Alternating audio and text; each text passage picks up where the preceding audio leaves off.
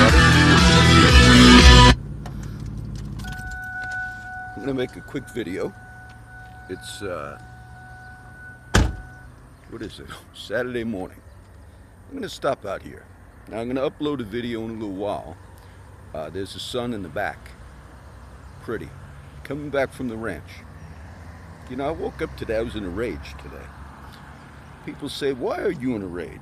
I'm gonna give you one other little incident. I was gonna move out to the ranch. But you know, when I decided not to move to the ranch, my car one time I had it parked at the ranch, legally. But it's a new car in the neighborhood. So I was sitting on the porch, it's kind of a secluded porch, and a cop, it's not a city cop, this is out by Mathis, Alice area. So you have county. Look, I work with cops and county guys my whole life. That's why I know some of them are like that cop in McKinney, Texas that resigned.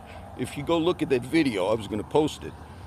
That guy did a roll. The cop that just resigned in Texas because he had that incident with the pool party and the black girl. If you look at it again, because on Huffington Post they had a little short clip next to some rap clip. That cop, when he got there at that pool party, he did a roll. He's running after those kids, and he rolls like he's in combat. That indicated to me, I know guys like that. I used to work with volunteers that were gung-ho, and they used to give us problems. So he was one of those guys. That's what that cop was. But when my vehicle, this is a few months back now, this story. My vehicle was parked, that car was parked legally in front of my daughter's house, the ranch. But, and that property is owned. It's an expensive property. It's owned free and clear in our name because she has our last name. So it was new in the area, and the cop pulls up and looks at that vehicle. I see him walking around, and he didn't know I spotted him. So I got out up from the porch there, and I walked up to that guy. That's a legal vehicle. He sees all my badges and stuff. And I told him that's a legal vehicle. And he was he saw the way I looked. Saw my fire department badges and everything on this vehicle. So I told him, I said, there's nothing wrong with that vehicle. So I was abrasive. But he had no right. He wanted to look at it, fine. Walking around it like that, he really had no reason to do that. So he said, oh, well, it's parked out here, and most of the people, they park behind the gates out here in this area. I said, well, I got stuck a couple of times. It's very wet out in that area of the ranch, and the vehicles get stuck. So I started building like a little concrete patio just outside, legally, on our property. A little thing on the grass area, but it's outside the fence. And I told him, I said, well, I'm putting some concrete because I got stuck. And now, obviously, he didn't like it, that I didn't let him do whatever he wanted to do. Criminals or people in uniforms that do illegal activity. You say, is that illegal? No, but all that other stuff I wrote about was. And I'm still gonna report that crap. Now, the next week I go out, after he understood it was parked legally, because I told him, I knew my rights. I go out it's on a Friday, and I was gonna go and pick something up to eat or something, still at the ranch. There's a big red illegal parking violation sticker. Friday at 4:35 or right before 5. That's how they do it now. I work with these guys. They do it because that deputy constable thing who run these things, a lot of these guys are like volunteer firefighters. They can't make the grade to be actual firefighters, paid firefighters, or paid cops, and they get these other jobs. A lot of times they do that. So, it's a big red sticker. This vehicle is deemed abandoned, legal plates, on property that's owned fully and clear in the name of Chirello. It's deemed abandoned and will be towed away within 24 hours. I got in that car. I never told my daughter this. This is a few months ago. And I pulled that sticker off. I said, now I'm going. I must have drove fast all the way to Alice, about 20-mile ride. The sticker actually blew out the window, and I had to turn around because I needed the name of that guy, that deputy that thought, I'll just make him move it. Now that's what he did was illegal, because that vehicle was parked legally, and he put a notice that it's illegal and it's abandoned, which was a lie. So I went to the police department in Alice, and I said, I want to know who this guy is, who put, oh, well, they work, their office is at the SO, the Sheriff's Department in Alice. I've worked in Kingsville, the same type setup, same, looks just like the same city, these little towns in South Texas. So I'm there at the police department saying, I want to know who put this sticker on my vehicle. It's parked legally, and he put an abandoned sticker. Now, if you are in law enforcement and you have the ability to find people or to do something, you do not have the right to do something like that unless it's actually an abandoned vehicle. And there's certain laws that make a vehicle abandoned, which I'm very familiar with. So he lied. So I went to the SO, the Sheriff's Department, a few blocks from the police department in Alice. And I was calling numbers. I said, I want to know. I want to see this guy that put the sticker. I know who he was. He was the same guy. So she gets on the phone. I'm talking to the dispatch. I said, where's your deputy station located? Oh, it's here in the Sheriff's Department. But they close at 5 and they don't come back Monday till 8 in the morning. That's why they do that at 4:35 on Friday. And even the other cop told me, yeah, they do it, so you can't do nothing about it. That's manipulation. This is a small example. Well, I said, now I want to talk to somebody. I'm coming to your SO right now, Sheriff's Department, and I want to talk to somebody, because y'all put a false thing on my car saying it was abandoned and it's a legal vehicle on property owned free and clear by my daughter in our last name. I'm sure they checked all my stuff, plates and everything. So she says, well, we'll have an SO guy, a sheriff's deputy, talk to you. I said, well, I'm waiting. They see me walking around mad. Police department over at Sheriff's Department. Sure enough, I call back a few times. I'm waiting. And then a sheriff's guy comes out and says, and he sees me sitting there. They said, oh, some guy's mad. He didn't want to talk to me. He was getting in the sheriff's car real quick. I said, are you the guy that I'm waiting for? Somebody I'm supposed to talk to. Oh, no. Nobody wanted to talk to me. So I basically said, look, I had the sticker. I said, now I can't read the name of this deputy. And he gave me the name, and he read it. It looks like it's him. So I called the girl back, the dispatcher. Said, I'm trying to take care of this. I'm parked legally at my daughter's property, and I don't appreciate you giving a threat that there's a vehicle that's abandoned, which is not. By law, it's not abandoned. So she must have called him, because they do that on purpose on the weekend, but she called him. Back and forth a few times.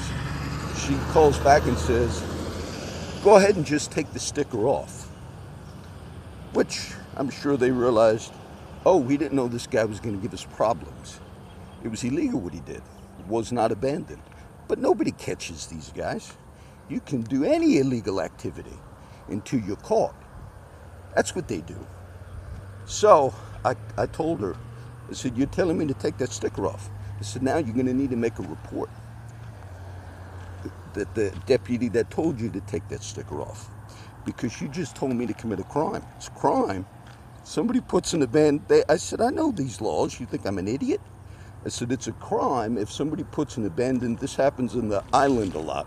People have their vehicles out there past the 3-day period, don't have a permit, and you put those red stickers. A lot of my friends had that happen over the years.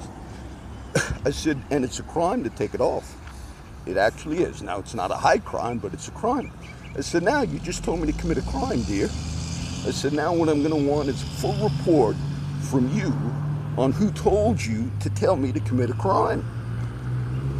She's getting a little worried. I said, because I'm going to be back Monday, and then we're going to find out exactly what's going on. That wasn't such a big thing.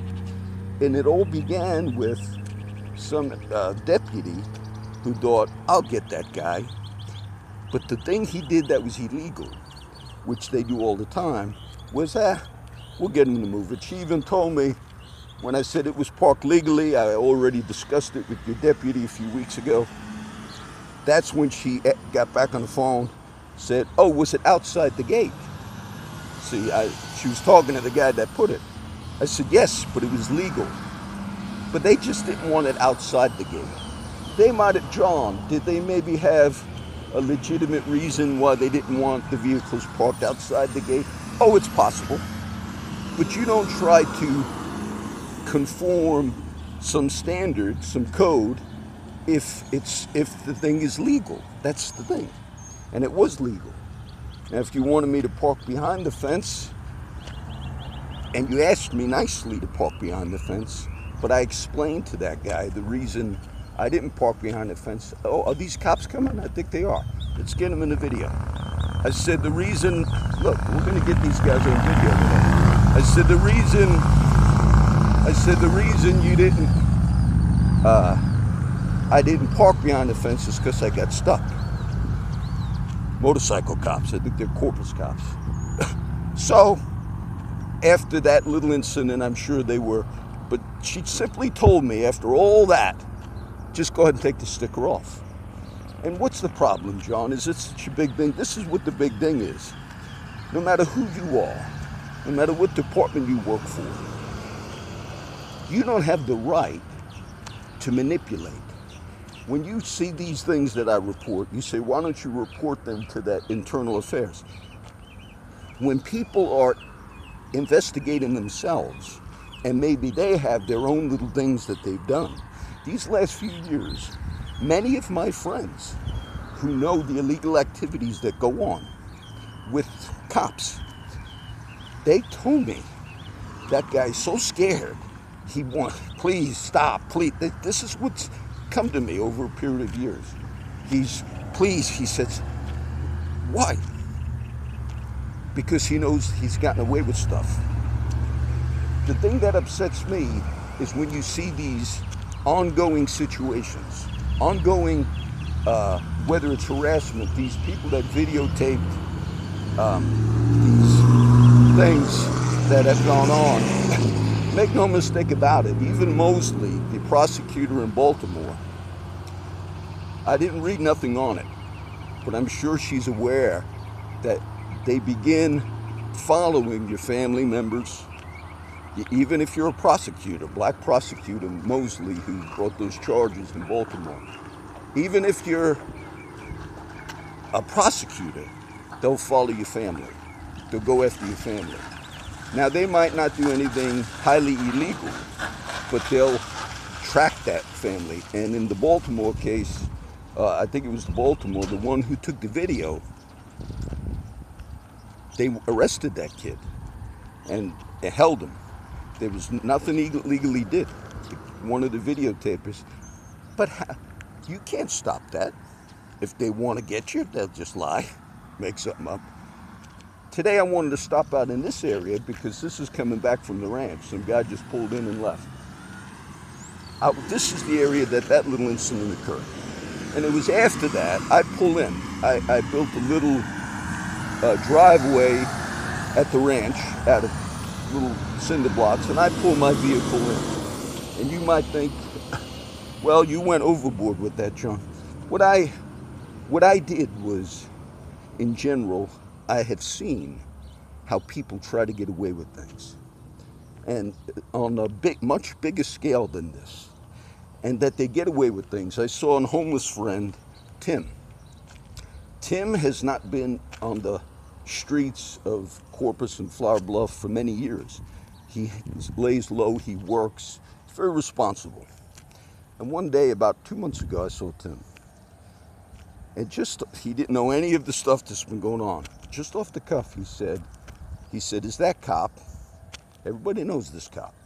is he's still doing all that stuff. All that, he said, all that unprofessionalism. He said, I wonder if they got a better group of guys now, John, working for the CCPD. And I didn't say much, but it was such a long-term thing. I had another friend, just in the recent few months, I won't give you his name. Once again, he brought up an incident. When you have illegal activity going on, real illegal activity, big illegal activity that you should be in prison for, and it's well known on the street for many years. That one case I told you where Jesse, my friend, the cop put Xanax on Jesse. That incident, the night he did it, and they laugh about it, the guys, because they know. That cop seen him in an alley and hit him with the car, bumped him, and Jesse fell down. That in itself, that one thing, you say, I can't believe he, trust me, this has been going on for years. It's kind of like a joke. He just bumped him from behind. That alone you should get fired for. But that's nothing compared to what's gone on for 20 years out there. And he said after he hit him, Jesse fell to one knee, and that's when the cop pulled out a little baggie, Xanax. Oh, look what I found. When you're aware of this stuff going on, it gets you mad. Today I woke up and I was mad. John, are you getting vengeance? I want them to deal with all of these things. And when I see these things across the country, and the average person thinks, oh, surely, these things go on all the time. My little incident with the red tag on that vehicle wasn't such a big incident. And the reason that it set me off was what he did was illegal in the sense that was, and I told the girl on the phone, the dispatcher, I said, who gives you the right to put a abandoned vehicle thing on a perfectly legal vehicle? Plates and everything legal, parked on property, owned, not even a rental, owned by my daughter, which is in the name of our last name, Chirillo. Free and clear owned. A lot of those people don't own those properties. So it's hard to get more legal than that. And yet you would go on somebody's property and put an abandoned vehicle thing, deemed abandoned, and if you don't move it within 24 hours, we're going to tow this thing. You don't have the right to do that. Now, I'm sure that guy was scared for a few days. I never went back. I was going to go back, but they saw how upset I was. And anything like that you deem you have the right to do just because you have a badge and a uniform, that stuff upsets me. So today I'm heading back. I got another video I'm going to upload before this one. But I wanted you to see. I wanted you to get a flavor. Go look at that cop, the McKinney tape again. It was a very short clip of that 7-minute video of the cop at the pool party. But when he got to that scene and those black kids were running, not a bunch of criminals, kids, pool party. He did a roll on the ground like he was doing some Magnum PI type thing. These guys, when you're not dealing with all of this stuff, and it goes on for all those years, you have an inherent problem in the system. And when it rises to the level of some of the other things you've seen me report, and it goes on, and when you have friends you know that have been criminals, because I've tried to help criminals throughout my life, and you know that those guys over the years told you, you wouldn't believe what these cops do with us, John. Not one time saying this, 20 years of hearing this. And said, and they're like surprised. And over the years when they shared that stuff with me, I just knew it was ongoing. So today we're going to end, and we're never going to stop this, in the sense of this is a part of what we're called to do. So those of you that like the other videos, you say we don't like it when you deal with those issues. We're going to deal with those issues, because this side is not going to just be dealing with biblical teaching, which we do deal with. It's going to deal with social justice issues, which the scripture calls us to deal with.